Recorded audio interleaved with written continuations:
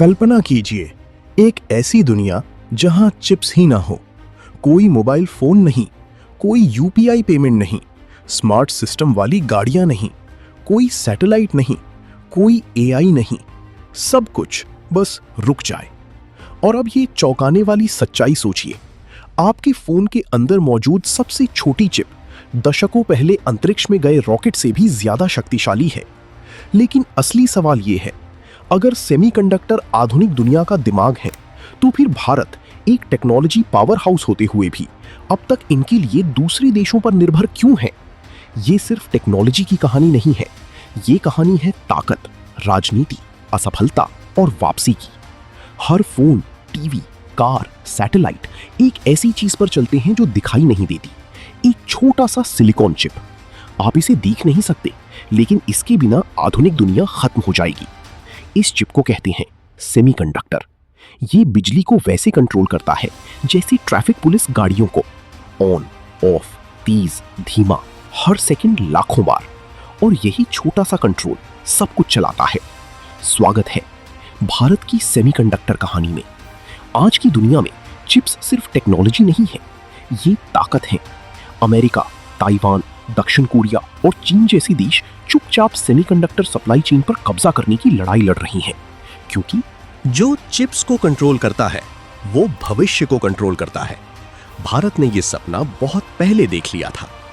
1970-80 के दशक में भारत ने इलेक्ट्रॉनिक्स और चिप डिजाइन पर काम शुरू किया। इसरो और एचसीएल चंडीगढ़ जैसे संस्थानों ने प्रयोग शुरू किए। लेकिन एक समस्या थी, भारत डिजाइन में मजबूत था लेकिन मैन्युफैक्चरिंग में कमजोर। इसलिए भारत चिप्स डिजाइन कर सकता था, लेकिन उन्हें बनाने के लिए विदेश भेजना पड़ता था। इसे ऐसे समझिए, भारत आर्किटेक्ट था लेकिन दूसरे देश बिल्डर थे। धीरे धीरे दुनिया चिप मैन्युफैक्चरिंग में आगे बढ़ती गई और भारत पीछे रह गया। 2000-2010 के दशक तक भारत इलेक्ट्रॉनिक्स का सबसे बड़ा आयातक बन गया। Mobile phone, laptop, defence system, लगभग हर चीज के लिए चिप्स बाहर से आने लगे। और ये एक छुपी हुई राष्ट्रीय कमजोरी बन गई, क्योंकि बिना चिप्स के कोई देश तकनीकी रूप से स्वतंत्र नहीं हो सकता। लेकिन अब कुछ बदल रहा है। दशकों के इंतजार के बाद भारत ने एक नया मिशन शुरू किया है। सिर्फ चिप डिजाइन नहीं, बल्कि चिप बनाना भी। और इस बार दांव पहले से कहीं ज्यादा बड़ा है। कोविड-19 ने सब कुछ बदल दिया। फैक्ट्रियां बंद हुई, चिप प्रोडक्शन रुक गया और अचानक कार कंपनियों ने प्लांट बंद कर दिए, फोन लॉन्च लेट हो गए, इलेक्ट्रॉनिक्स की कीमतें बढ़ गई, यहां तक कि अमेरिका जैसे देश भी संघर्ष करने लगे। तब दुनिया को समझ आया, चिप सिर्फ प्रोडक्ट नहीं है, ये जीवित रहने का इंफ्रास्ट्रक्चर है।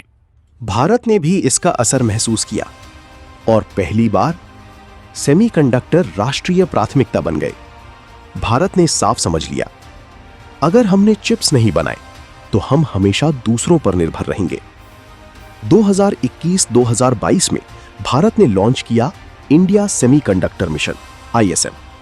लक्ष्य, भारत में फैक्ट्री बनाना, ग्लोबल कंपनियों को आकर्षित करना, लोकल इकोसिस्टम बनाना, इंजीनियर तैयार करना।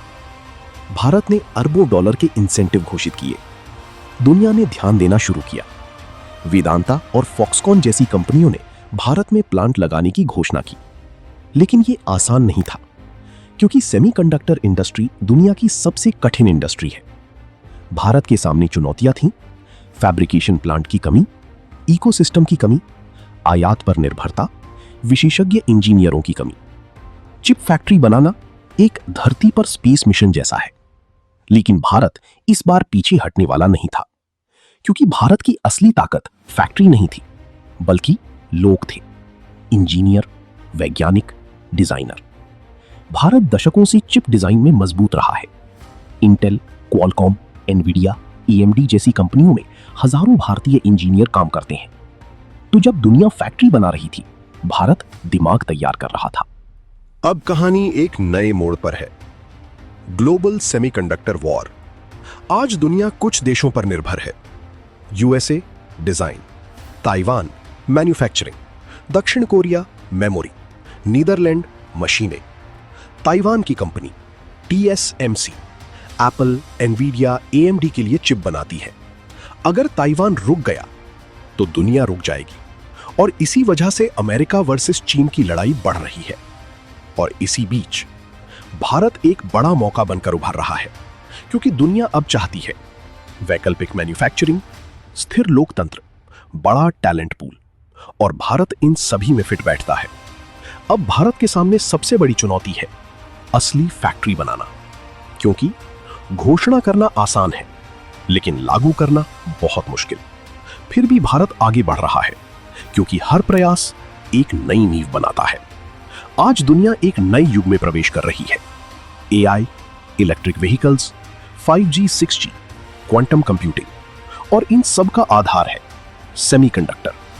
पहले तेल को ब्लैक गोल्ड कहा जाता था, आज चिप्स नया तेल है। भारत अब पहले जैसा नहीं रहा।